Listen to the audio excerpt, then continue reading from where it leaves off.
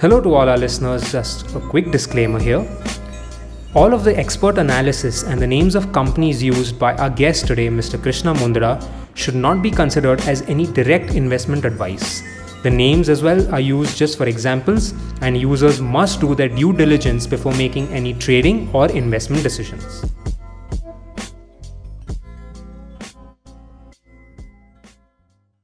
Hello everyone, all you wonderful people. Welcome back to Beyond the Boundary. I'm your host Ayush, and this is episode number 6. First of all, thank you so much everyone for all the love from the wonderful support that we've been getting for our first 5 episodes. We ourselves can't believe that पहले 5 episodes already जल्दी हो गए हैं, and we've had a lot of fun. We hope all of you have had a lot of fun. Thank you so much for the love that you've been showing. For those who haven't checked out Beyond the Boundary, please do tune into episodes 1 to 5.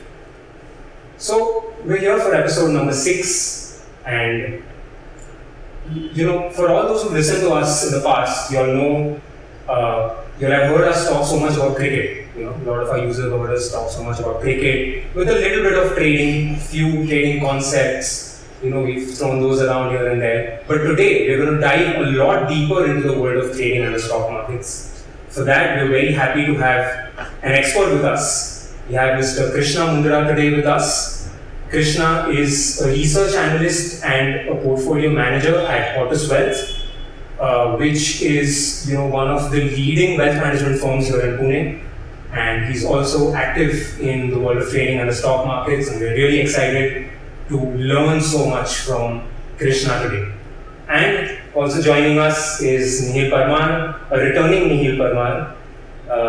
Many of you heard him on our first 2 episodes. And Nihil is a co-founder at Crickstocks and such a big part of the entire Crickstocks and Beyond the Boundary family. So very excited for Nihil to come back as well. First of all, Krishna, welcome. Thank you so much, Ayush. I'm really excited to be here, and let me just start by saying that I've been following the journey of Crickstocks for a long time now, and I'm really excited to see your story evolve and where you guys get to. So kudos to the great work that you've been doing so far. Thank you so much, Krishna. That means a lot to us, and we're really looking forward to learning so much from you as well today, and how we can also use a lot of the knowledge from an expert going ahead in what we do as well. Nihil, welcome back. We missed you since your last. Thanks, Ayush. Thanks. I'm really glad to be back and really glad to be on the same table with Krishna. Absolutely. And you being the host. I think it's exciting times. As you mentioned, we have done a lot of cricket content, and this is the first time we have a purely stock market investment trading overall podcast. So I think we can deep dive into it, as we say. That's the code word we use always. So let's deep dive into the universe of trading and stock markets. Over to you. I think I'm excited to be here. We're excited as well, and let's get started with. First of all, Krishna. Yeah. Let's start with you. We got you're a research analyst, a portfolio manager. Yeah. But while we say those terms, we'd like to know directly from you, what is it that you do? If you could just give us an overview of what is it that you exactly do. I'm sure our users will be really keen to have a better idea of it. Correct. So my primary job is to find great investments for my clients and myself in the equity markets. It's as simple as that. Okay. I spend a lot of time looking into companies, looking into the value chain of a sector, where there are mega trends happening, and what we could invest in for the long term and create value for everyone invested around. So that's primary in a very short sentence. That's what I do all day long, and figure out where money of myself and my clients is best deployed in equity markets primarily. So that's where I'm at. Wow, that's really exciting to know. I mean, it's a very why it sounds like something that you have to be completely on your toes all the time when you're doing that. Absolutely. Because since it's other people's money also involved, you're managing funds. Correct. So, I'm sure the margin for error, the room for error will also be less. Correct. So kudos to you for doing that so well. Thank you. Krishna, this is something that I've been wanting to ask you for a while now. It's something that both me and Nihil also relate to a lot. You are a mechanical engineer who then, pursued his CFA and is now completely in the finance background. From mechanical engineering to this, I mean, how did that shift happen? We really want to know, how did such a big shift happen? So, honestly, I'm from a Marwadi family and I've always had this business background. And very, very frankly, I was a very bad mechanical engineer. Okay? I was the backbencher. I was the kid who went in the class with a lot of attitude, who didn't like what was happening in the class, and was always interested in finding out what the business world was doing. In my engineering days, I've tried and failed at 2 businesses, and I've always tried to do something on the business side of things. And mechanical engineering, although when I entered into mechanical, I thought that it was something that I would like to pursue. But फिर मेरे को लगा कि अरे यार सब लोग तो ये बात कर रहे हैं कि यूएस जाएंगे, सेटल होंगे मास्टर्स करके. I thought this is not exciting. ये लाइफ नहीं जीनी मेरे को. कुछ तो हाई रिस्क हाई रिटर्न, कुछ तो एक्साइटिंग करेंगे and I try to create value. So that's when I started, because I had this knack for businesses and understanding how business models work. I started looking into the investment side of things. I started looking into कि this company is coming up with an IPO, मैंने डालना चाहिए कि नहीं. Just like this new wave of investors that has come now, and they have started investing in IPOs. Back in 2017, even I was at that stage, right? And it got me interested. ठीक है, ये business model ऐसे काम कर रहा है, फिर ये स्टोरी ऐसे इवॉल्व हो रहा है. ठीक है, अपन शायद मैं खुद अभी रेडी नहीं हूँ एक बिजनेस पुल ऑफ करने के लिए. I have tried and failed at too. Let's take part in the stories that are already there. So that's how I started getting into investment. Started with my own family's money. I got very, very lucky into finding great mentors in my life. Like my father himself, like Mr. Ajay Ladda, the promoter of Fortis. तो Jack Ma बोलते हैं ना कि until the age of 30 just find great teachers and let them guide you, and then you can maybe start considering inventing stuff by from the age of 30 to 40. So I've gotten very lucky. They've guided me throughout my journey so far, and I'm hoping they'll continue guiding me. And that's how I got my foot into finance. And Ajay sir has a very, very big role to play into that process. And recently I've started taking client money, and that's where I'm at right now. Wow. I mean, already into this episode, we've had so many life lessons already from Krishna, Perfect. It's just so inspiring to hear something like this. Again, it takes a lot of courage to tell yourself that what I've been doing, what I've spent so many years in, I don't want to do that. There are a lot of people who just like, itna dur aage khatam nahi kar lete, even though they don't want to do it. You are people who found this calling and then worked relentlessly towards it. So kudos to you for that, and thank you for telling us a little bit more about yourself. Krishna, talking about trading and the stock markets. Sometimes ये जो 2 terms है, एक है investing and one is trading. Sometimes many people tend to overlap them in a way. So we'd like for you to kind of elaborate a little bit on how they are different. How is investment different from regular trading in a way? You manage money, like you said, you have clients' money that you have to manage, but you also trade. They're also active in the stock markets. So, can you tell us a little bit more about the mindsets that are involved in investing versus that are in trading? See, to put it in one line, I'd say trading and investing are 2 different games played on the same playground, right? Okay. So you have to have a different approach for each. Usually, very theoretically, trading, the trade positions wouldn't be open for more than a month, say, or more than few weeks. Versus investing, you are playing the long game. You are playing the mega trends that might be happening in the sector and industry, and you gotta have a different mindset for that. You gotta go into analyzing the management that you're betting on. You got to get into the qualitative aspects of it. You got to also, obviously, you got to get into numbers. Versus trading, you're looking at charts, price trends, where there could be a breakout, how much interest is being generated by the market participants. I think Neil can elaborate more on that. And what is the pulse of the market in that moment? Is there favoritism for stock for a particular company? Will that momentum continue? Could you play that momentum right on that, or you expecting a result? So all these different kind of aspects. So you cannot mix investing and trading.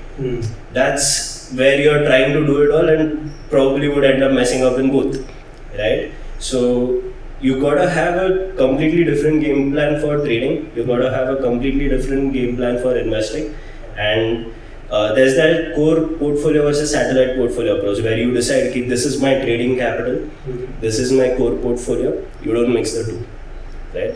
I think that's how I like to approach my trading and investing also, where me as a trader, I'm not someone who looks at technical charts a lot, although I use them for getting the supports and the resistances and the entry points in a particular stocks. I personally don't. I use them as a backup for my thesis, right? Wow. And the idea for me trading is to get the pulse of the market on a particular stock or a sector, right? Where I have to put my money where my mouth is. As simple as that. So let me give you an example. For few days back, when the quarter one results started coming out, we could see a lot of stress in the banking sector with the NBS going up for even large banks like HDFC Bank, right? And my thesis was, if these guys are facing an issue, it is very much likely that the weaker links in the chain could also face much bigger issues.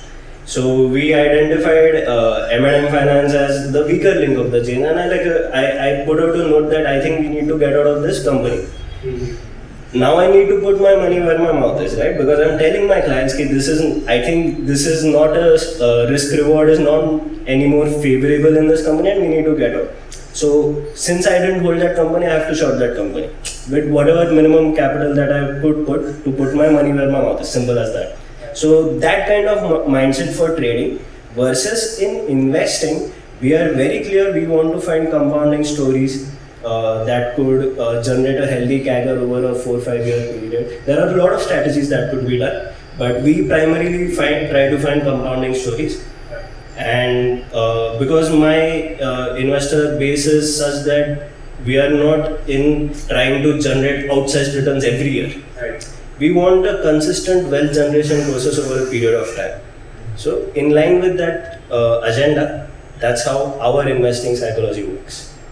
So that's where more or less I think people need to keep a very clear line between their trading and their investment portfolio if they are trying to do both. Wow, that's a really interesting insight. I have a much better understanding of how these two terms differ from each other. And Nihil, like Krishna told us about how he identifies himself as a trader, and he told us about these differences. Would you like to elaborate as well? Nihil, you're someone who's also active in trading in the stock market, more in trading than investing. And how do you identify yourself as a trader, and what are your thoughts on this? So I'll just add on to what Krishna has already said. I think he's given a very detailed understanding of how investment and trading is different. I'll quickly also repeat a point which I completely agree with, where he said that as a trader you need to identify that you have a particular capital, a margin for trading, which you need to keep separate. And that has to be definitely separate than your investment portfolio, where you do not touch that. These both things are probably the north and south poles where they never meet, and you need to have that approach. I personally, as you mentioned, I have always been more of an active trader, not an investor. I do as I generate wealth over time. Obviously, we are doing a lot of other things in life as well. So I would want to become a long-term investor in the market because I believe in India's growth story. that everyone's talking about. I mean, I'm a true believer in that. We see top people like Nitin Kamath talking about it from Zerodha. You see people like Rakesh Jhunjhunwala, the big bull, talking about India's growth. So then every analyst or every broker that you talk to would tell you that there is huge potential in the Indian equity markets going ahead in the next decade or so. So that kept aside, in terms of trading, I would identify myself as a trader.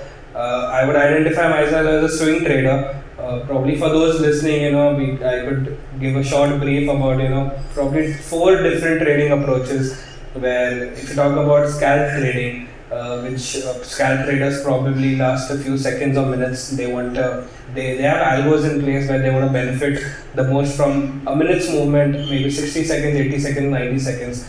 Then you come down to day trading, where the more and more I talk to people into trading, they have told me that they stick to the rule that they don't hold their positions overnight. That is one rule they go by. It's by the sword that they will never hold their positions overnight. Absolutely. They exit. I'm sure Krishna is aware. They exit their positions. So they have a very specific approach in terms of day trading. They identify stocks or movements during a day. Then comes swing trading, where basically I fit in. I would say that I like to hold my positions for a few days or for a few weeks.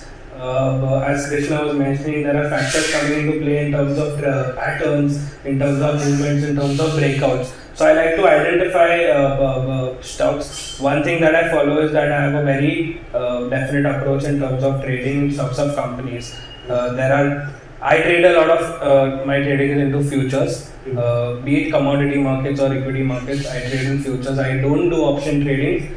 Also, I'm not really interested in option trading, so I do a lot of future trading where I take positions for a few weeks or probably for a few days. There are 220 F&O stocks Ayush in the market. You can probably trade into all of them, but your mental capacity or brain is not equipped as a human to probably trade into all of them. So you need to identify. Because if you are trading, I believe if you are trading into random companies, that's because of probably a tip that you've got from outside, or probably a news that you have read, which you haven't fully understood. Why are you taking this position? So for you to understand why are you taking a long or short position in a stock, in an F&O stock, you need to identify what the company pattern is, how trading has been happening, what the low is, what the high is, what the average movement of the company is. Also building up to what Krishna said, that even I don't use a lot of technical charts because my trading is solely focused on patterns, and I try to identify a pattern in a price range between what a stock moves. So when I say price range, if a stock is moving in the price of 1000 to 1100 consistently, I would obviously buy it near 1000 and I would short sell or exit positions at near 1100. Now this price range or this range that I have identified would change due to 3 factors that I identify. I have seen across the last few months or a year that I have been trading actively that these patterns would change because either of a breakout due to a positive or negative news in the stock, either that as you call it, these operators that tend to move stocks. So an operator group and an operator has entered where the price of the stock has gone beyond your range. That can be the second position. And third is obviously results that come into play. Every quarter a company shares out results which probably change the range that a stock trades in. So at the moment the range changes, I also like to sit back and relax. I don't do compulsive trading. That is one thing I've learned through losses that I've made, through experience that has come, through a hardship that I've faced in the market. When I sit back and take a back seat and I try to identify the new range now. If a range has changed from what I have understood, then I sit back and try to relax, try to identify the new range and then I enter the markets again. So I have a portfolio of 8 stocks that I trade in, and that is all I do. It's very simple. I take positions for a few weeks. Obviously, not to stretch it long, the last bit of traders are positional traders who sometimes identify them as investors, but finally they are traders because they don't look at it from a compounding effect. That is one word that Krishna mentioned is very important, is the golden rule of compounding and the power of compounding. So positional traders would take position for months or even probably for 6 months or a year or so. They would identify themselves as traders, because they're finally looking to exit the positions. At some point of time, they are looking to exit the position, be it even a year, and you're not looking at the power of compounding here. So that is the core difference, I would say, traders and investors would have, and how I identify my style of trading, or how I identify traders as a group in 4 categories. That's my little understanding of the market and trading. So, like how you really elaborated pretty well on the entire trading aspect of things. And Krishna a while ago mentioned that this investing and trading, there's a difference, and people need to understand how these two terms are different, right? So, as a trader and as an investor, I would like to ask both of you: is there a routine? Is there a particular routine that you guys follow, or someone who's doing this should follow? Nihil, if you could start. Sure. Yeah, there is definitely a routine, Ayush. As I mentioned, I went on for a couple of minutes in the previous question that you asked. So, I did mention routine. Routine can be in terms of how you go about trading in a day. Simply put, my routine is that I wake up every morning at 7, and I like to see what happened last night in the US markets. I like to track the SGX Nifty futures. That is what I do. I try to see the trend analysis in the Asian markets. From there, you get an understanding of, okay, these are the trends for the market. The Nifty is going to move in a particular direction or not. From there, at 9, obviously, I love to see those 8 minutes of Nifty movements from 9 a.m. to 9:08, when the Nifty and the Sensex is not something that I really track, but obviously the movements is there. And my routine then shifts to, obviously, after that, once I've got an overall understanding of what the market sentiment is, then I track my 8 or 9 companies that I have. Right. Then I try to read about them, where I spend the first hour only in watching the price movement. And then I scan through Google, I scan through YouTube, I scan through Twitter, specifically Twitter, where I, fortunately, there are these great Twitter handles available that give you the best possible news of a company. Say Bloomberg, or even from the Times, the Times Group, Financial Times, they're giving you good information of a company. So I try to see if my 8 or 9 companies are out there in the news because of some or the other event that has happened in and around the company's functioning. So I identify if there's a positive or a negative news, that would be the trend for today. And if there is no news, then obviously they are going to follow the pattern that they have been trading in. So I try to enter from that perspective, and that is the routine I follow.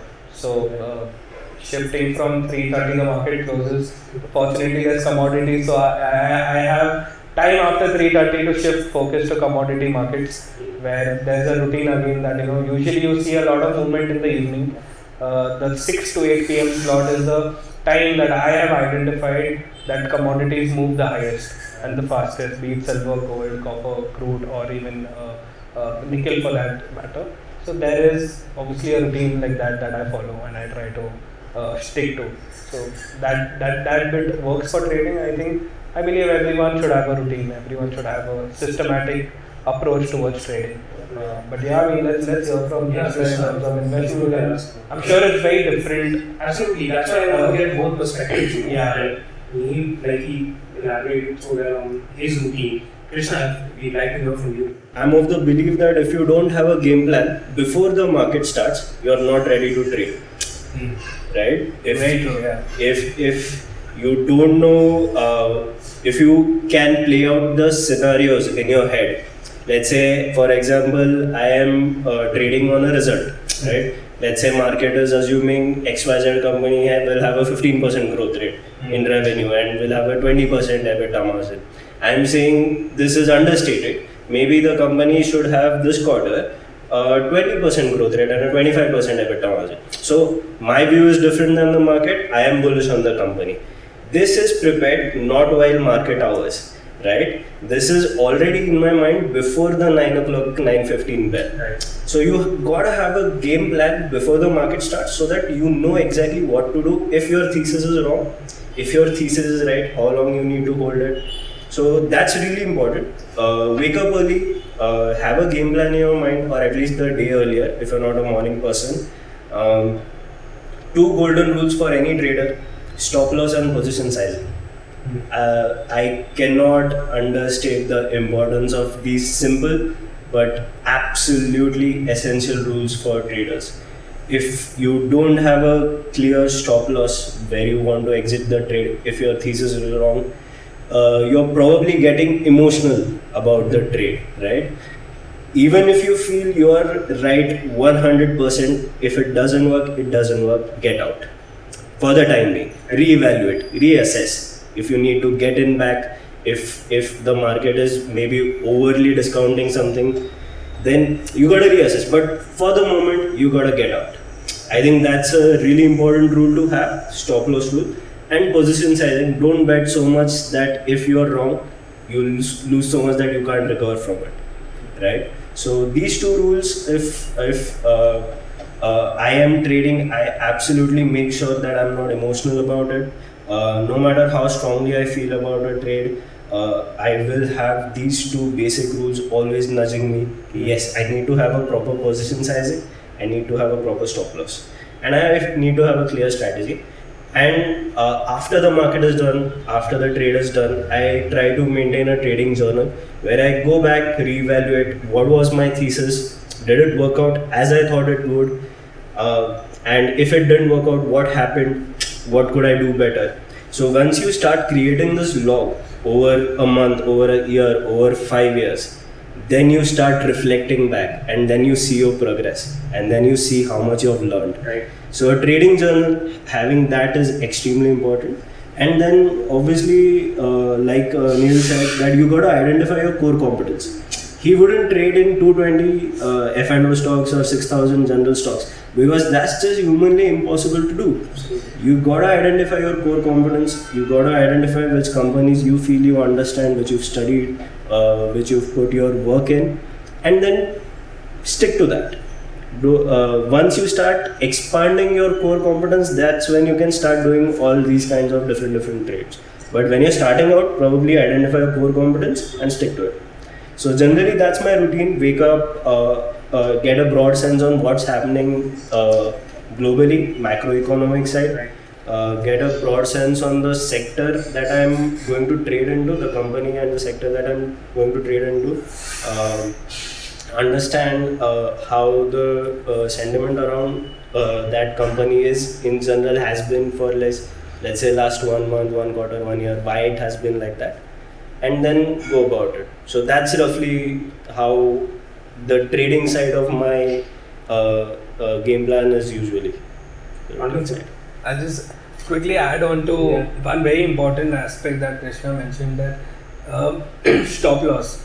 And it's funny because it's funny and it's true that one of my colleagues, we were having a chat about trading and about stop loss, and where we were talking about if you don't have a stop loss, and not just having a stop loss, maintaining it. The fact that you exit your positions with a stop loss is it. If you don't exit your positions, and as Krishna mentioned, you are probably getting emotional about it. And I think it's very important for a trader to understand that don't get emotional about a stock. And I'll put this line out that my friend used, my colleague used, that he said कि stock से प्यार मत करो, प्यार अपने बीवी या girlfriend से करो. So he had life a very lessons again. Life lessons again, but he made sense because he's like, अगर आप stop loss cut नहीं कर रहे हो, अगर आप exit positions नहीं कर रहे हो, that is probably you're getting way too emotional or attached to the stock.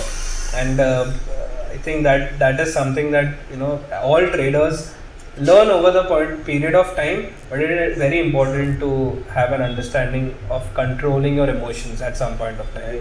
And I think it's very interesting what he said about. We are dealing with probabilities, right? Yes. Yeah. So probabilities in a game where there are so many factors playing at the same time, which is almost impossible to track, but you identify your ABCs, your top priority factors that are affecting, and even at that time there's that tail event left that could happen and that could wipe out your capital.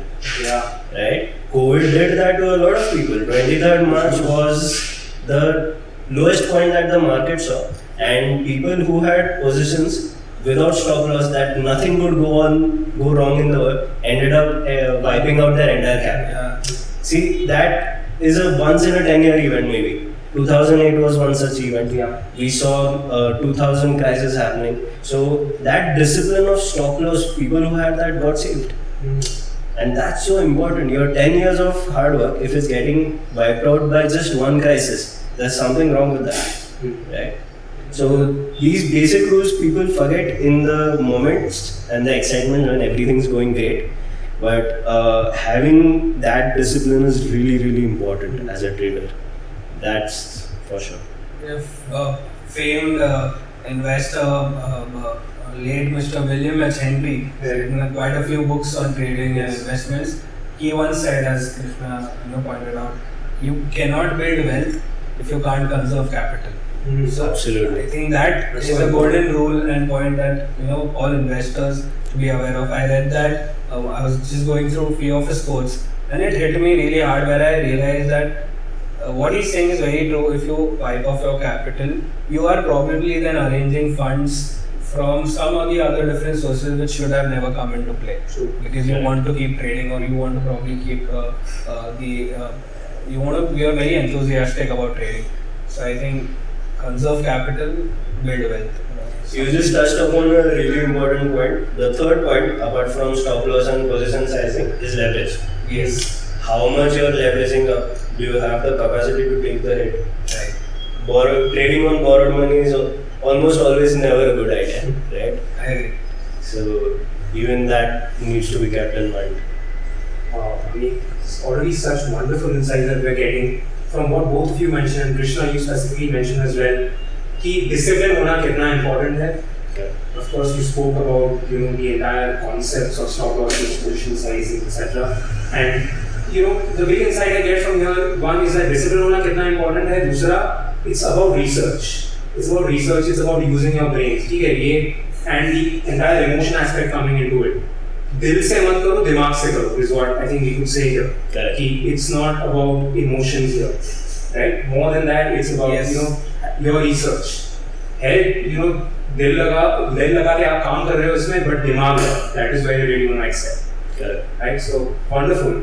And we're looking at currently the equity markets where most of your work is also there. I'd like to ask you, Krishna, where do you think India stands right now compared to the other emerging markets in the world? Right? We've seen Nifty has been outperforming some of the emerging markets. If I'm not wrong, just as of yesterday, Nifty touched an all-time record high. Yes. Right? Absolutely. Yeah. So that also happened. And so where do you think India stands then compared to the emerging markets? First of all, is this on the flip side is the cause of concern कि ये भी एक aspect हो सकता है कि market overvalued है and it stands a chance of correction? Do you feel that? Please give us your views on this. So, see, markets are forward-looking, and markets are forward-looking discounting machines, right? When a stock has gone up a certain level, it could be because of multiple reasons. I'd point out just 2 or 3 important. Either it has gone up on the expectations of cash flows and profits coming in, or either it is already a very high quality stocks and pretty much the market has confidence that the cash flows will sustain, whatever they may be as of now. So I would be worried if it has just gone up on expectations a lot, right? That's where the sentiment part is coming in. That's where people are overestimating the greatness of a company, so to say. For example, in the sugar industry recently, there is a lot of movement around ethanol and how that story could evolve. And I did talk to a couple of promoters of these sugar industries, and they tell me we are still in the planning stage. And yet the market is valuing that we are going to have a great run on the ethanol story. We ourselves are in the planning stage. So that is an example of things going up on hope, which could not be, probably would end up not being as great as we are estimating it today. That's where these micro bubbles or bubbles happen. On coming to a specific question on India, overall macro view, I would say India is in a great position right now. If you look at past 5 years of changes that has happened on the macro level, just day before yesterday, government announced a 6 lakh crore monetization plan, the PLI schemes, the collections that are happening on GST level, everything is adding up. And see, the FIIs are seeing it. Okay, you can track people like Chris Woods of Jefferies or Mark Mobius, people like these who are allocating a big chunk of money to India. You can track indices like MSCI who are increasing their weightages to India. That tells you a story that yes, the world is bullish on India. And if we ourselves as Indians do not participate in this story, that's our loss, right? So you have to put on your optimistic hat. Having said that, I believe India is a bottom-up investment country. Rather than playing India as a top-down market level, we can do our work, we can do our research, and we can find out great stories that can survive in a bad, on a bad day or a bad year, and that can thrive on a good year. Right? So we, as a house, believe that it's a bottom-up market. And great stories, great management, market size, big fish in a small market size is usually able to sustain their moat. Small fish but differentiated fish in a big market size is able to expand their horizons a lot. They have a lot of runway ahead of that. So you got to do bottom up work. And despite the market conditions, even if the Nifty or Sensex is there, I think there are certain bottom up stories which will continue doing well. So I think I would approach India in that sense. Wonderful. That's such an interesting insight, on this entire thing. The big message coming from Krishna here is that he's pretty optimistic about India. Absolutely. And the time ahead for the country. Krishna, are you particularly bullish on any sector? I mean, do you see any sector, any sectors, maybe those sectors that have a wonderful growth prospect in the time ahead? Right. Yes, I am. So, if I have to single out my top bullish bet on Indian markets, I would call it the fintech space. There's a lot of revolution happening around fintech across the world.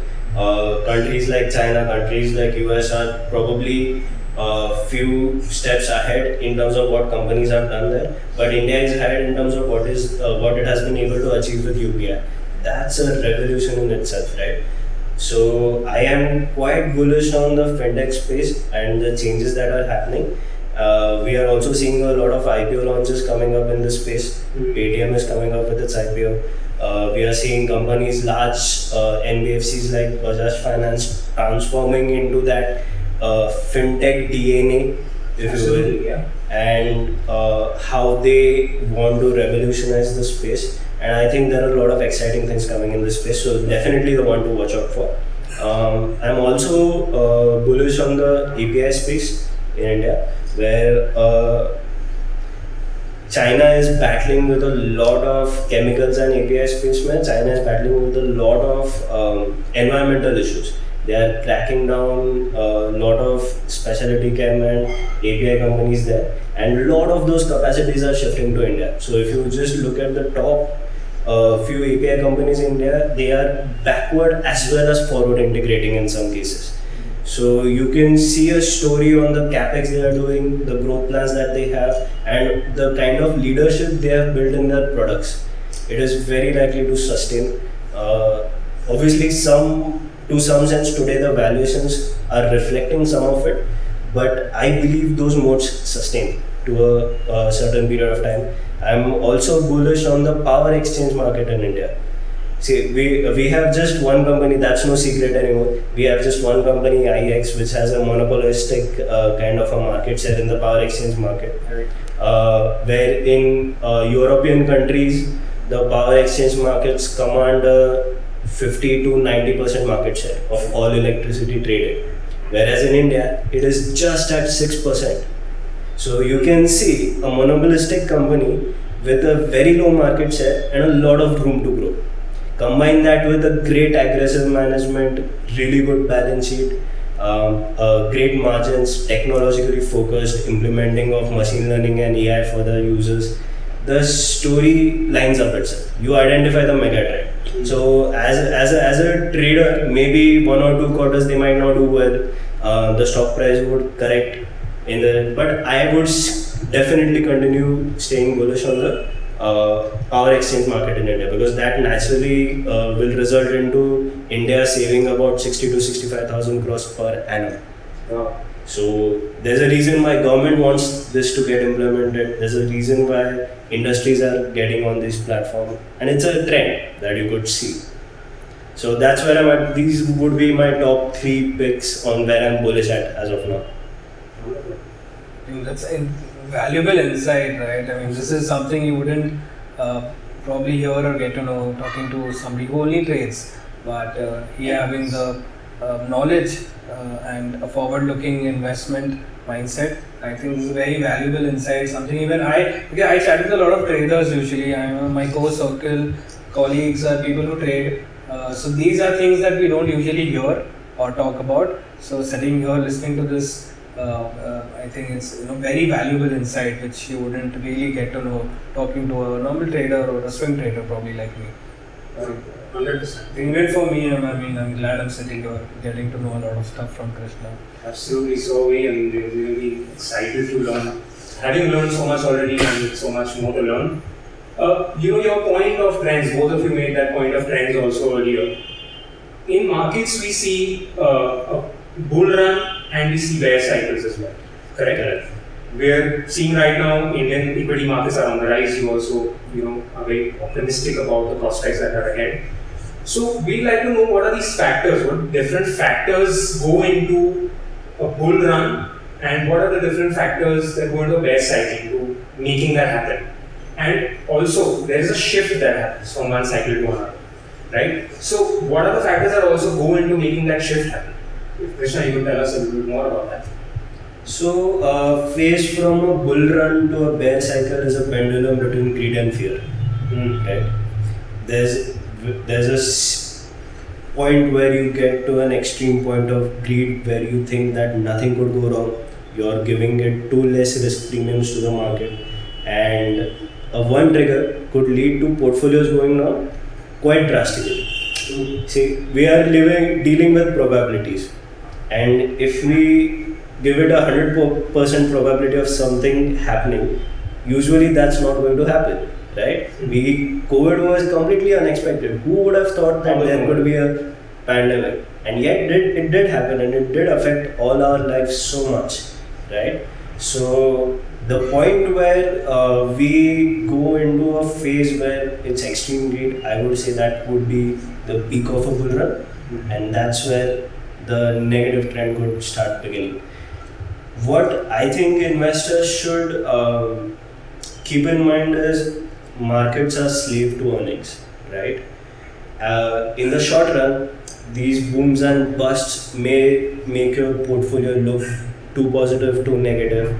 I think that's a distraction to a certain extent. What we need to find is companies that make money, as simple as that, right? When you are a shareholder, you are a owner of the company, right? And if the company is making money, the share price sooner or later has to reflect that. It's absolutely it's a fact. It's a norm that if it's making money, and if it's not reflecting that, it's actually an opportunity. As simple as that. So if someone wants to understand the bull and bear cycles better, I think I would recommend following Ray Dalio. He runs Bridgewater Associates. It's the largest hedge fund in the world, right? And he's written a book called Understanding Debt Crisis, where he's analyzed debt crisis all the way from 1900s to almost 2020 and going. So much data. And what he's done beautifully, he's put it into a template. If it's an inflationary bear cycle or a bull cycle, then what are the factors that are going on? The government is printing money, there's liquidity coming in the markets, that is propping up the asset prices for a while. When does that peak out? What could be the signs of those peaking out? That deserves a 2-3 hour discussion in itself. But if anyone who's interested to learn all of that, I think the Ray Dalio is the person to follow, right? To read his books, to understand, and someone who does that could probably identify the trends as they go, if not before. identifying what's happening right now is equally challenging. Compared to predicting what could happen. So even if someone is able to identify what is happening right now, they could position their portfolios accordingly and make much better investment decisions. So that's wonderful. Would you like to add something to that? No, not really, to be honest, because I think Krishna has summed it up so well. Absolutely. In terms of bear and bull cycles, and I think these are long-term processes, right? I mean, I'm sure bear and bull cycles last at least for a few months or a year or so, if I'm not wrong. So from my mindset, I've never had to really look at it in that, because I've never been part of the dynamic shift from the bear to bull, or from the bull to bear cycle, because I've always been part of it. And I've tried to maintain, as I said, my positions are short-lived, there for a few weeks or days. So it really hasn't mattered to me in a way as a trader that the dynamic shift is coming, or I need to identify it. So yeah, from that perspective, I think I'll just go ahead with what Krishna has said, and I'll keep that in mind. Wonderful. As you said, he summed it up so perfectly. Yeah. The entire what factors do go into play. Krishna also mentioned this very interesting point: how one trigger can lead to big action, big shifts happening. right. To give a very recent, probably the most recent example, it happened yesterday, where the entire world of sports was absolutely buzzing because Cristiano Ronaldo back to United. He came back to United, and what we saw was that this was even before the official announcement even came in. There was this one news article from one reporter that was spreading, where it said that now Manchester United are the favourites to sign Cristiano Ronaldo. And that one piece of news saw a big rise in Manchester United stock price yesterday. Right? We saw that while it was happening. And this was even before the official announcement actually happened. It was just that anticipation that led to so much. So that, shows, this one small trigger, something that happened leads to such a big shift. That's also forward, as I mentioned, that's also a supporting event to what Krishna said, that markets are forward looking. Absolutely. And people were looking forward to Ronaldo coming back to United, maybe in terms of commercial revenue that they will generate now because of Ronaldo back at their club, or the performances on field helping them winning titles. I think people are forward looking, people are hoping good things are to come, so probably the reason why the stock price shot up yesterday. You could also take the Coca-Cola example, right? 100%. If he's shifting a bottle 5 centimeters to the right, can cause Coca-Cola to lose a certain amount of market cap. That's quite incredible. That's huge. But see, in that, I would look at it, if I have to look at it completely objectively, I would ask myself, will that really affect Coca-Cola's cash flows for next 5-10 years? Do I need to be worried about my investment in Coca-Cola? Maybe not. If the company has had a track record of so many years where they've had a certain amount of consistent growth, they've had a certain amount of margins, is this the event that kills the company's growth rate? I would say maybe not. Of course, people would have different views, but to my mind, this was some emotion playing around.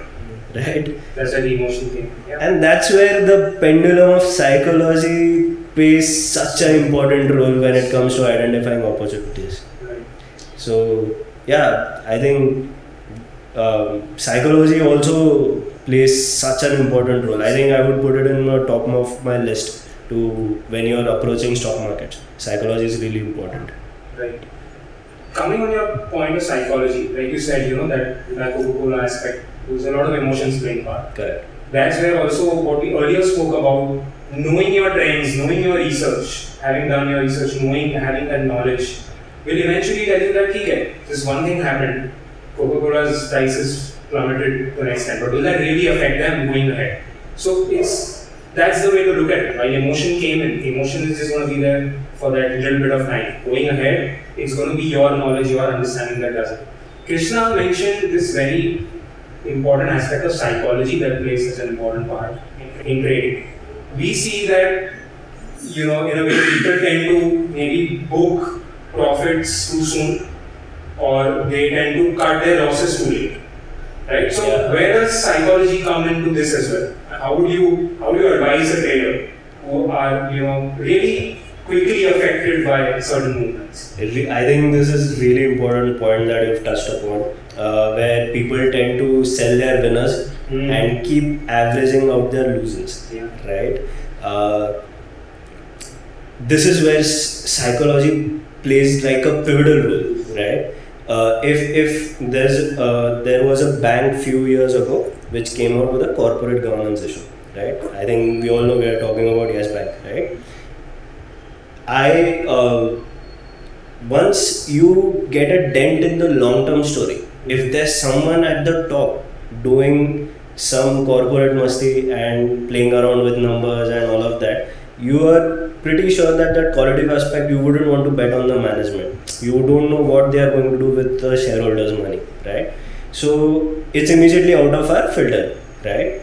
What happened with people who had Yes Bank suddenly started seeing 20-30% losses on their portfolio in that stock. The tendency is it's gone down too much, it won't sustain, it will go back up, let's buy more. Then it went to 150 rupees. Then it went to 100 rupees, people kept averaging. Then it went to 50 rupees, then people got scared. Is it really going up? Is it going to? So, and now it's at maybe 10-15 rupees. So, this is where psychology, where even if you're down 20% on a stock, but the story has been dented, you're better off getting out of it and redeploy that money into great companies, into good companies that will compound over a period of time. And the mistake on the other side is selling the winners, right? If a certain company is doing well, markets are forward-looking animals, right? And if it is doing well and it is expected to do well, that's why the stock price has moved up.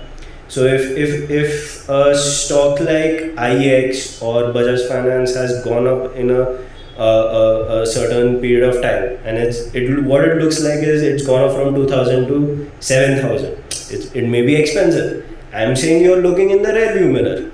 Why? You need to look ahead. You need to look at the business and you need to look at what they are doing and how much of an impact it's going to create on the PAT.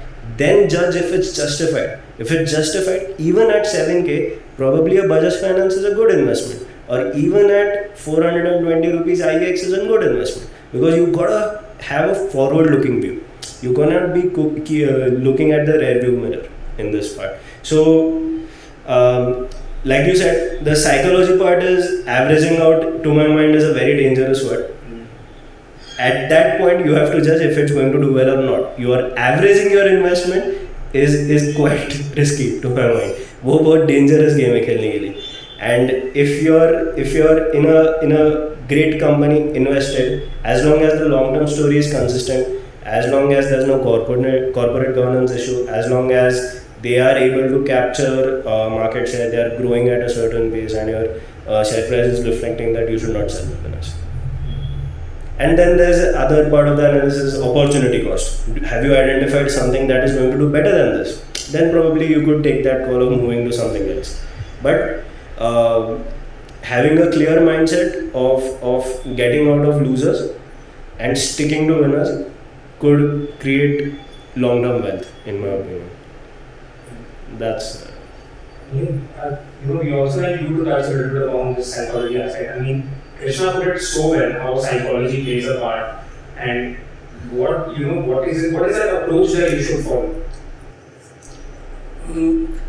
I believe, as Krishna also mentioned, that psychology and the mental game is a very important aspect of trading. Something that I deeply associated with, and I have been reading a lot into psychology, into behavioral science. Since the time I got into trading, I've always felt the need to up my mental game and not let emotions take over, because I think that is the biggest aspect into trading, that once emotions start taking over and you probably start diverging out of your trading routine or journal, that is when you start making losses. That is when you start getting into companies or stocks that you probably wouldn't have traded, or start taking opportunities that you probably wouldn't have never taken. So I think that is a very important aspect, that you have to up your mental game. And when I say mental game, there are a lot of things, because I'll quickly touch upon that how I relate to trading. I think trading for me is a competitive sport.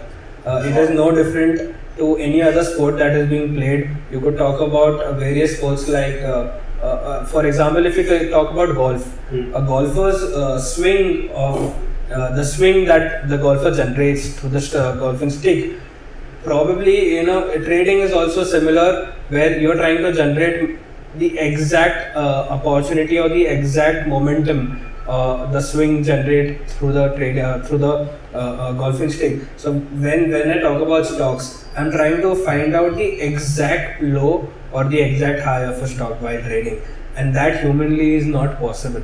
But you can identify pattern, as I said, and try to fit in somewhere, that you cannot always be the best. And this is where at this moment it gets competitive. So if I talk about a trading range of 1000 to 1100, as I mentioned earlier, is 1000 the exact low that I enter in? So as soon as it starts approaching 1000, a stock price starts approaching 1000 rupees, there are a lot of people now wanting to enter, and everybody is competing with each other. It gets more and more competitive, and that is where you need to have a clear understanding of, okay, this is the price range that I want to enter it. No matter it goes below that or above that, this is where I will enter, and this is my trading approach. So having that mental stability to take that decision is very important. Talking about stop loss, something that I believe is that also from stop loss we went into averaging your loss making companies. So I think having a position and exiting at a stop loss is very important, because you are then, if you don't do that as a trader and as a human, you tend to then try to average it out by buying on the dips. You keep doing that to average your cost to a lower possible point, but you never know that what is the low point. You can never find that. And if you cannot identify the low point, it keeps going to a place where you keep wiping off your capital. So instead of that, probably take a small hit, let your ego go, let your anger go. I think ego, anger, these very basic human emotions that come into play in every sport, I think also comes into play in trading. You could actually talk about, for hours about this. We'll have to do a separate conversation for this. But there are so many emotions that come into play in trading, and very basic are ego or anger. And ego, because you cannot accept the fact that why do you keep buying loss making stocks? Why do you keep buying? Why don't you exit your position at a stop loss? That probably has something to do with your ego, because you believe that I am the best, and this is not a mistake. This is probably something that has gone wrong. I still believe in it, and you cannot accept it. You stop accepting the fact that you have made a mistake. Your trade went wrong. Probably you need to be better or do better, something of that sort. So I think identifying to have a stable mind is very important. Also, the second part I would like to touch upon is the FOMO effect, where in the market, we're talking about opportunities, right, Ayush? Yeah. Let's relate sports and trading again for another time, where probably if you let go an opportunity in the market, it is a good thing, because there is always going to be opportunity in a stock. In the back of your mind, you believe the fact that there are more opportunities, right? But as a trader, as a compulsive trader, one common mistake that a trader would do is that they believe that this is the only opportunity that exists and I have to take this, because there will never be another opportunity, and that mindset will kill your capital, will probably wipe off your capital at a point where you become very compulsive and addicted to trading. And you need to realize that there are opportunities that will be present. If you make a loss, you try to recover it by probably taking a wrong trade or doing a compulsive trade, which is again not right. If you are making a loss, you identify a pattern where common mistakes and common patterns that you have identified as a trader. This is my pattern, these are my emotions that come into play. That at this particular point of time I start getting angry. At this particular trade or volume I start getting stressed. at probably this particular amount of profit, I start becoming overconfident. So you need to identify those as a trader, and I think it is very important for everyone to write it down, follow it, and there are 3 steps to it. That identifying it, writing it down, following it, and the third step is improving on it. There is no point if you just identify it and write it down. You need to improve. You need to improve your mental game. You need to work on it. So वो बोलते हैं ना कि अगर एक हफ्ता तुम्हारा खराब जा रहा है, you don't try to do make it up for it by another trade. Exactly. रुक जाओ, लैपटॉप बंद कर दो, थोड़ा चिल मार के आओ, come back stronger with a good mindset. Very important. Patience होना Patience इतना important. मतलब आप अगर लॉसेस कर रहे हो तो इसका मतलब ये नहीं फिर उसको रिकवर करने के लिए कुछ और ट्रेड्स लो. लॉस हो गया, एक्सेप्ट इट, ईगो बाहर रखो. Tell yourself that boss, probably I'm not, my A game is not out there, probably I'm not in sync with the market, probably I need a backseat, I need to relax, and it's okay. Opportunities are going to be present. There is opportunity in the market every day, every moment the market is on, there is an opportunity, and you cannot always, you have to hold back, come back stronger. So I'll just give this one quick example of how sports can be related to trading. 2004 Olympics was in Athens. You are a big sports fan, so I'm sure you'll remember. And I think Krishna also has mentioned that he does follow sports to some extent. Usain Bolt, the greatest athlete of all time, as we know him. 2004 Olympics, Bolt finished 6th in the 100 meters final. Bolt probably had recorded 10.2 seconds, if I'm not wrong, at the 2004 Olympics. Now, at that point of time, Bolt knew that there are 5 people ahead of him. Yeah. He wanted to do better. Next year was the World Athletics Championship. Bolt skipped that.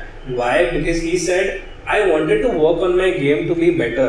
He could have just kept on running for some of the other races, some local events, leagues, championships, or the World Athletics Championship. And probably he said that in an interview, I would have again finished 5th or 6th. If I kept doing that. What I realized that boss 6 महीने में कुछ बदलने नहीं वाला है. See, for the market, it is short lived. 6 महीना 4 साल में ओलंपिक्स आता है. मार्केट में तुम 10-15 दिन ब्रेक लेके you can enter back with a rejuvenated approach and a better mindset. But for Bolt it was 4 years. He had to wait 4 years, but he waited. He worked on his game. He knew that there are 5 people ahead of him. What do I do better? 2008 Beijing Olympics, Bolt ran 9.69 seconds, rank 1, Bolt record broken, Olympics record broken. So he came back with a better mindset, he came back better prepared for the Olympics. So just the same way, I think traders can also work on their game, not trade compulsively, and come back better when the better mindset is present for you. So mental game does play a big part, emotions do play a big part. Yeah, it has to be at the top of the list. Yeah. The mental state of a person while he's on that screen, Yeah. putting in that order or buying or selling something. It has to be very stable and focused kind of a state. You guys are so nicely, very well elaborated and very well put it out there about what strengths a good trader should have. Someone who's doing this, someone who maybe not even doing this very actively, but who's a part of the world of trading and stock markets, about what strengths they should have, right? And that sports analogy is fantastic. I'm sure so many people will be able to relate to that. You also touched, Nihal, on the FOMO effect. जो markets में होता है, plus we spoke so much about people exiting at losses. That entire FOMO effect, I would say, has led quite recently to a massive influx of youth in the stock markets, right? So many people recently have opened Demat accounts. We saw a lot of numbers also back that trend, that a record high of Demat accounts were opened earlier this year itself. Again, people are coming in, they're still very new at this, learning, exiting at losses. वहाँ पे a pullback and reversal वाला concept आता है, where again psychology coming in here also, people get worried and they start exiting. But Krishna, we'd like for you to elaborate on what a pullback and a reversal is. Why people how people can identify here this is just a pullback. Because a pullback, as we know, is temporary in nature, compared to a reversal, which is a little bit longer or a bit more permanent in nature. So, how should people not be scared, you know, where they should be like, अरे हाँ ये सब pull back, time है, let's be here, let's not just run away. Right. एक analogy दूंगा इसके लिए. So when someone approaches me, listen, I need you to manage money for me. I tell them this is not a service I'm providing it. This is a partnership we are getting into, right? Where both of us have to do some work. If I've identified an investment for you, it's probably an equal responsibility for you to understand what that investment is. And when you are fundamentally sure this company is strong, it has all the qualities of a consistent compounder kind of a return, a small pullback wouldn't scare you, right? You gotta have that conviction. So आजकल नए generation में क्या हो रहा है कि मेरे दोस्त ने बोला ये स्टॉक ले ले, मैंने ले लिया. अंडरलाइन फंडामेंटल क्या है मैंने स्टडी नहीं किया. अगर पुल बैक आएगा I wouldn't know what to do. I would be really concerned कि is it temporary, is it permanent, is it going to bounce back? I just wouldn't know, right? Because you haven't put the work in. So number one tip to everyone I meet, this is going to be a part of your life. You're going to have savings most likely. You're going to be investing. Why not put the work in? As much as it's a life skill that you gotta have, right? If people like me are spending 14-15 hours a day trying to find research, probably you can't because you have a day job. Even if you are giving your money in hands of people, fund managers, mutual funds, PMS guys, all of that, it is your job to ask them, question them and understand where your money has been put in. So that will help you save from a pullback. And if it's a reversal, it is probably there's a very fundamental change happening in the industry or a company. It could be a regulatory change, right, which has destroyed the long-term growth prospects of a sector. Yeah. That's where you take the call and get out. How will you know that? If you've studied, if you know the base of what the story is happening. It's not like you've studied one and it's done. It's an evolving story, right? And you have to keep yourself updated with that. And if you've handed over the responsibility to someone else, at least you should be in a position to question them and understand yourself, so that psychologically you are very well prepared to bear a storm. I think that's one thing I try to do with everyone around me, be it clients, be it friends, family, where I keep sharing them reading material on a regular basis so that they get more curious and ask. What you asked about this influx of new investors, I think there's a positive side to it, wherein at least India's financial assets ownership across the demography is quite low as a percentage, right? So if people are coming in, maybe they'll take some hits. That will be the fees that they would have paid to the market. That would be a learning. I just hope that people, even if there's a pullback, like maybe right now small and mid caps have gone up too much on hope and there could be a pullback. And the new investor usually gets tempted to these YouTube channels or WhatsApp groups and tends to invest in this sub-1,000 market cap companies. And there could be some hits.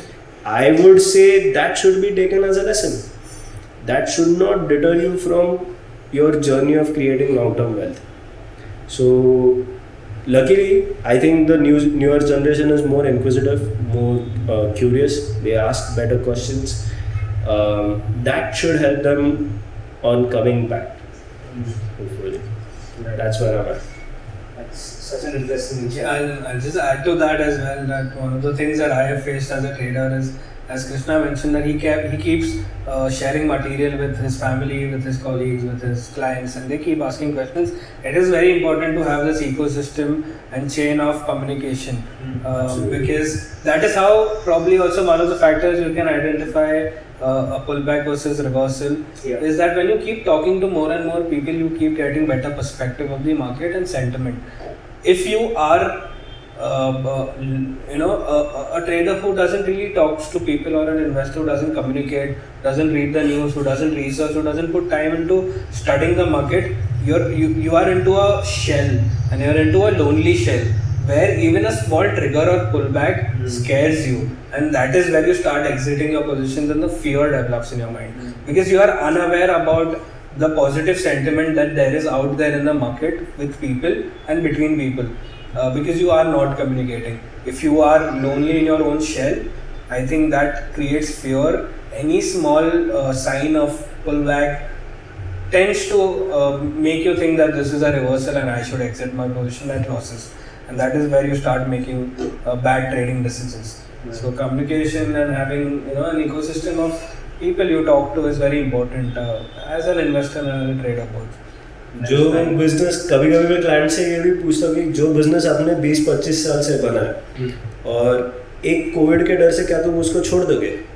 You wouldn't, right? So why would you take out your money of a great company that you've invested in? Just because of that one thing, you gotta believe in the management that yes, this is a storm we have to get through, and we will bounce back and we will thrive in good times. So just because the market is liquid and just because you can just go and sell it at that point, I think that would be a really bad idea to exit your winner at that point. Yeah.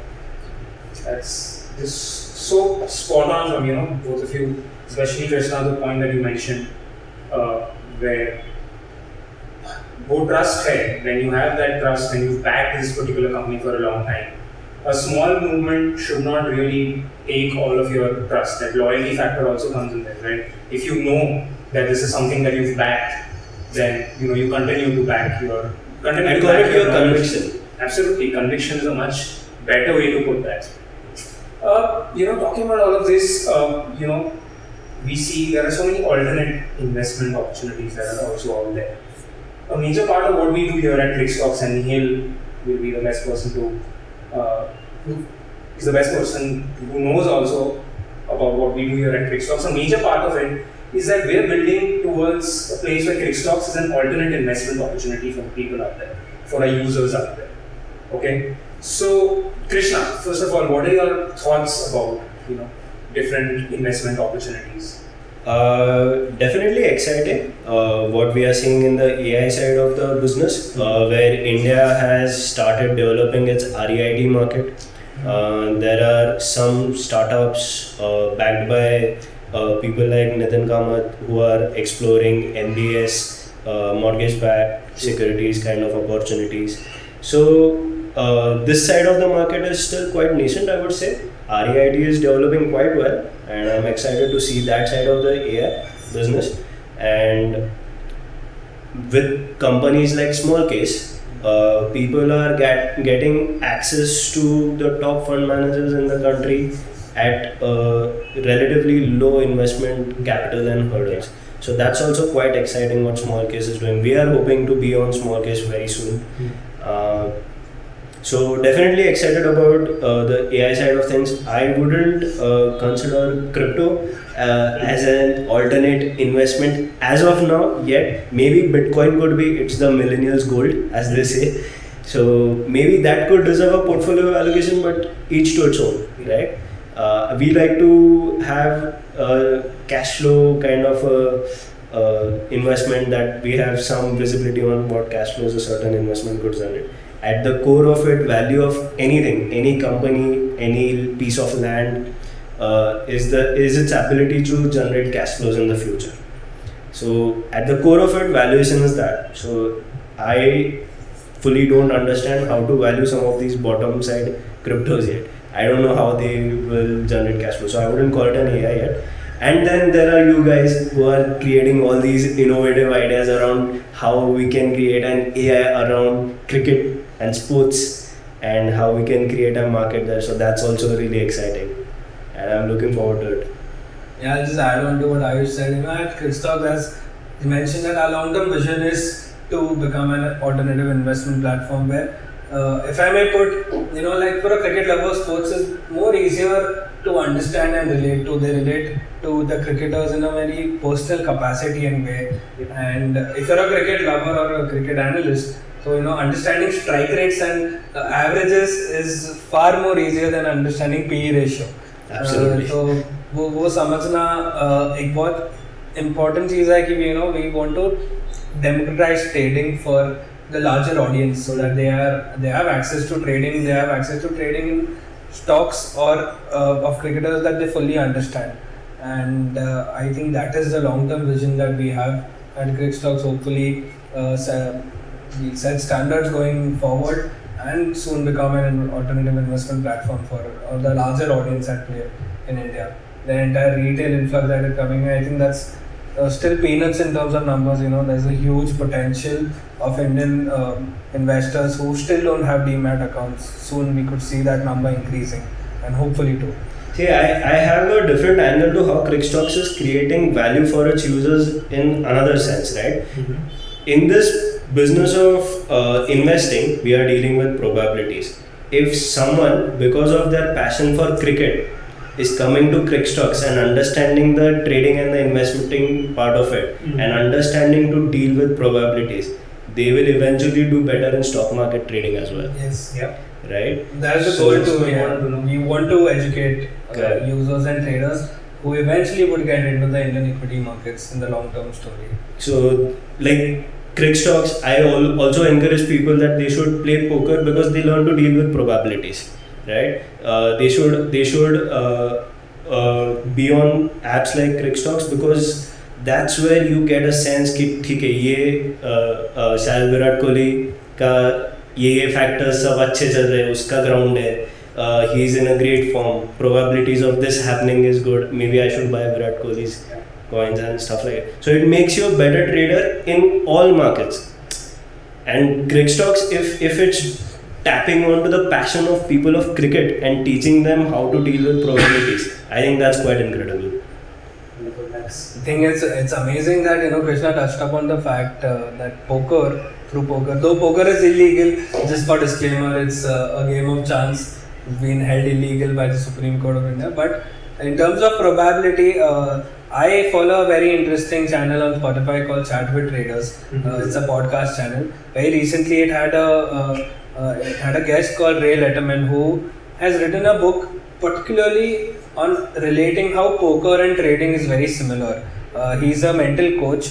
I take a lot of inputs from his channel and his books that I've read, where he talks about poker being very similar to trading, where he has trained professional poker players and the same learnings and techniques he's used to train traders in the markets, and the whole game of probability, understanding it better, dealing it better. So I would recommend, for somebody who's really interested in reading up, you could check his books out, or probably just go on Spotify, check the Chat with Traders channel out. I think there's a lot of good learning out of it. I just wanted to share this one important thing, since we are talking about a lot of emotions and we're talking about how emotions have come into play. One important thing that he mentions in one of his books is that as humans we have limited capacity, our brain has limited capacity, right? Yeah. And there's a part of our brain, just so that I can sound like a nerd right now, getting a bit of science in it. There's a part of our brain called the prefrontal cortex, which is responsible for balancing emotions. Through trading, people through research have realized that part of the brain, and here we are dealing with a very fundamental sort of flaw in how humans as a body has been developed. Because though the prefrontal cortex is responsible for you balancing your emotions, sometimes your emotions run so high that it shuts that part of the brain down. And that is a fundamental flaw in your brain as a human, where if you are so high on emotions, it literally shuts the part of the brain that is responsible for you to maintain balance of emotions. And if that is the case, and then you enter the market, your brain has already been occupied and heavily loaded by such emotions that you have only so much bandwidth left to apply the proper brain or emotion into trading, because your brain has already been occupied by emotions. So he suggests that find a way out, keep these emotions out, because the more you are filled with emotions, the lesser capacity your brain has to function in the market. And don't enter with that sort of mindset of brain. So keep your emotions out, make sure you are completely focused and your most part of your brain is out there in the market, that you can make the most out of it. So it's a very important and interesting learning that I have picked up, and I wanted to share it with the both of you all. It's a very interesting thing. Really interesting insights. Such a unique or an important angle that is not generally talked about. And it's fantastic.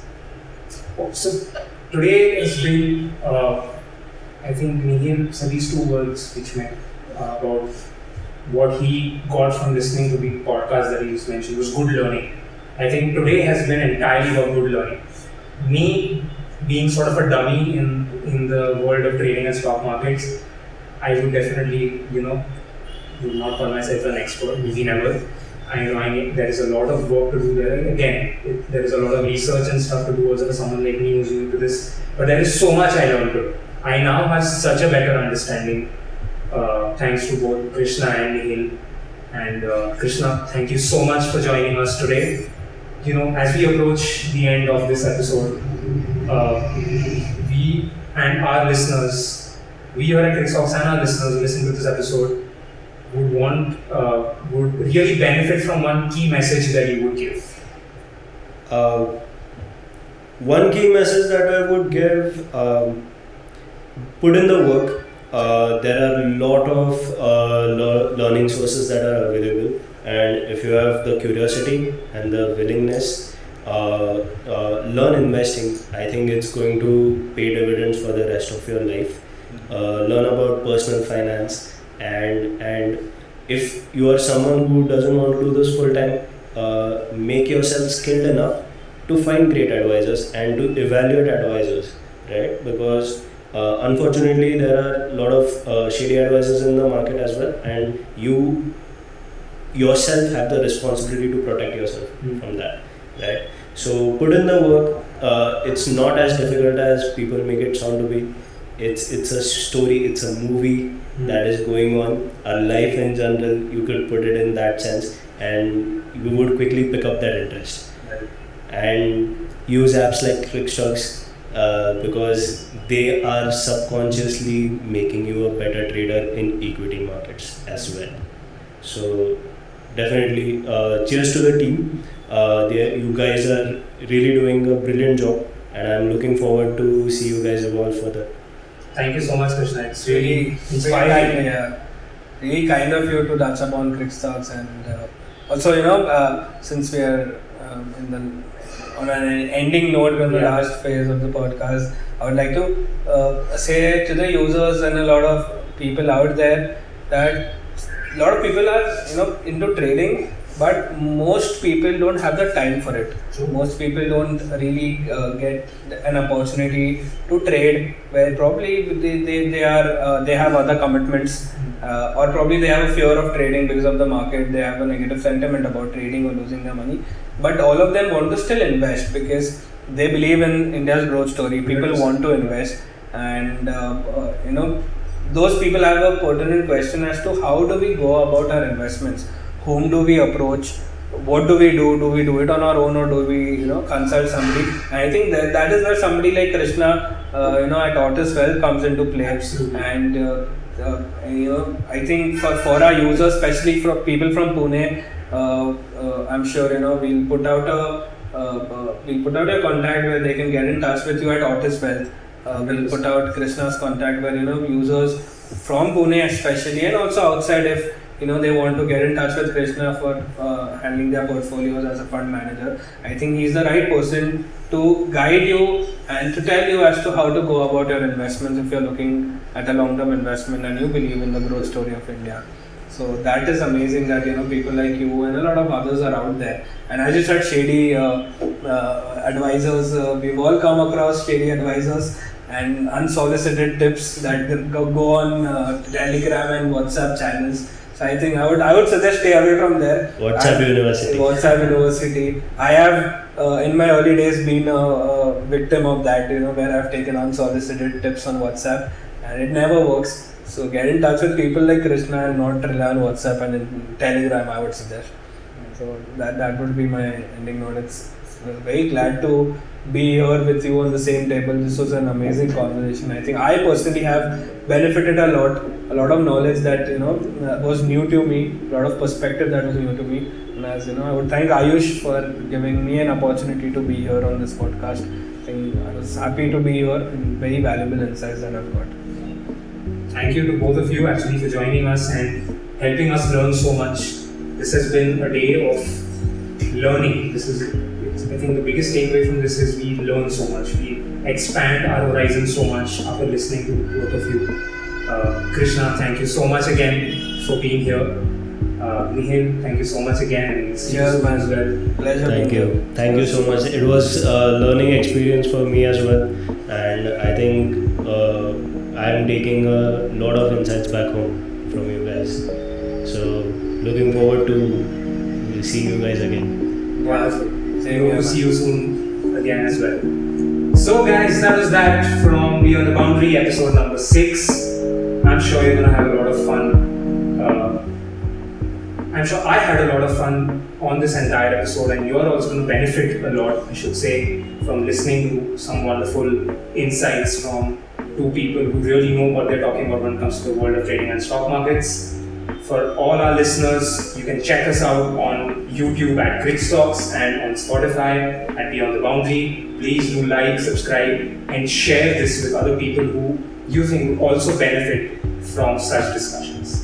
So that was that from me, your host Ayush, on episode 6. We'll see you very soon with a lot of exciting discussions and newer guests on Beyond the Boundary. Until next time, take care.